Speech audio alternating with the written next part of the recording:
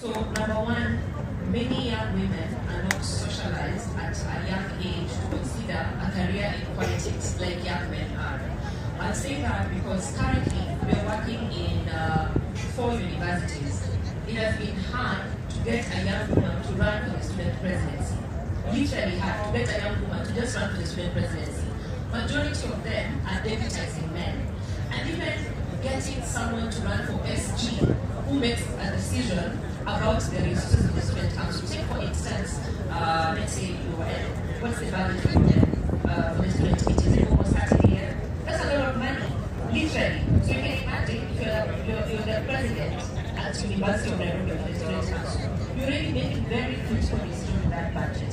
But the majority of the young women are not even infiltrating the student council enough to understand how politics works. If you look at the majority of the men we even talk about, the leaders we're talking about in our national space, they began their journey from the university space. Like, that is where their leadership journey was honed, whether it was activism, whether it's understanding how state power operates. That is where the leadership journey was honed.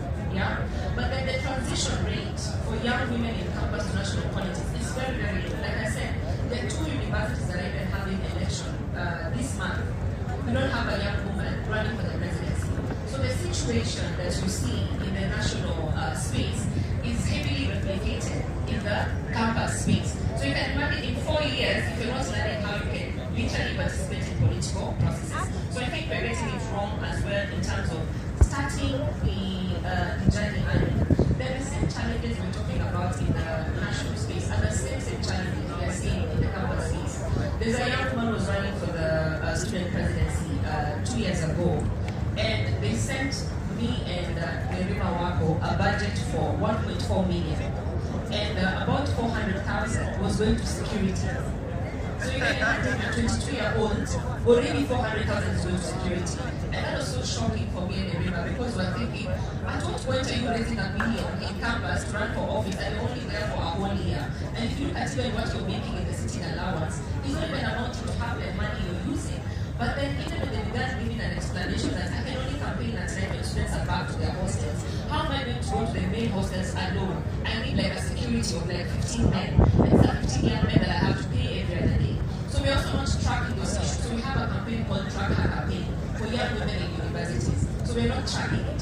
2, when it comes to, I'd like to build up on what you are just saying. Majority of the young women also who run for office before are not running for office again. When I look at myself, I didn't run for office again. When I lost in 2013, it was such a traumatic experience. I didn't even want to go back there. Because for most young women, number one, you don't have social capital. The people you know are your friends in university because I was not 22. So I didn't know the Quintas, the Franklin, the Panja, who probably give me 5 million to inject in my campaign.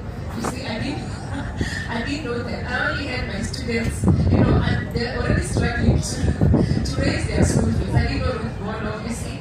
So even when you face challenges of security, literally, if you're taken out in a campaign, your collateral damage. The first time I was attacked, I remember when I went to the police station to report, no one knew me. They were asking me, which seat are you going for again?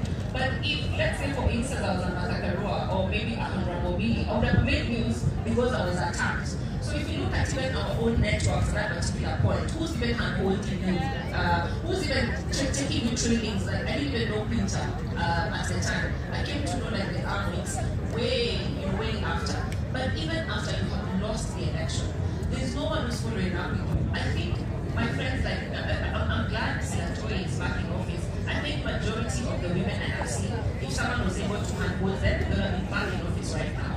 And lastly, Ruth, we also have to look at the different ways women participate in politics. I think we have one where they are skewed to just running for office. And it sits there because women are participating in many other ways and we're not able to consolidate that as our political power. During elections, I always see Warembo na Uhuru, Raila's daughters, I always see all those outfits. That's still political participation. How are we consolidating it for women? The field that you say we need for women political mobilizers. Are we questioning? Because women make the bulk of the voters and they make the bulk of the campaigners. They're the ones who are canvassing.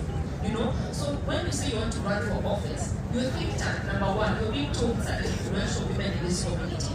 How are we consolidating that? Because that is where, even for that particular field that we need and the project we're working on, we are seeing the gap in terms of translating the women who are voters and the women who are campaigning to understand the women's issues enough to actually go to the ballot and say, you know what, I think this particular woman understands the issues that are actually affect me as a person. I'm going to vote, I'm going to campaign for them. So I see many other spaces where there are gaps. Please allow me to say this as the last one, in terms of technology and AI and participation. So also in terms of contributing knowledge in that particular space. As women, it's important for us to understand how we can also leverage technology to talk about most of our issues and most of our priorities. I was at an AI conference recently and they were asking me about how AI is going to impact women's political participation. So for instance, right now, if you just go to ChatGPT for instance and say, what are the biggest issues affecting women in Nakuru? Because majority of us, either because of the trolling and because of the cyberbullying, we are not articulating our issues enough there. We are going through almost all the issues that are affecting this country.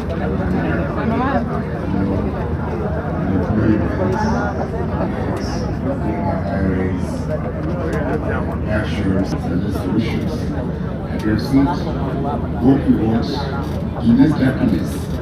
I think everything like that is what we need is community. We can light and the hope for this country as we move forward because we have a brighter future Solidarity is a mission, 2025 still under the mission.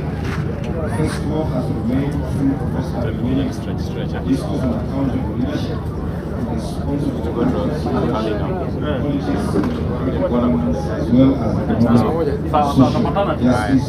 The first law continues to serve as a vital platform for dialogue and citizen. Nasema tulisho na mwanzo iko na mwisho, si ndio? So now it is my great honor and privilege to declare the PDF 2025 formally and officially closed. Wakati wa mwezi mpeni sema funga, sasa tunafungulia vijana kazi mpaka je. Asanteni, Mungu awabariki. So we'll have a group photo with your board. Photographers, please be ready. The final group photo.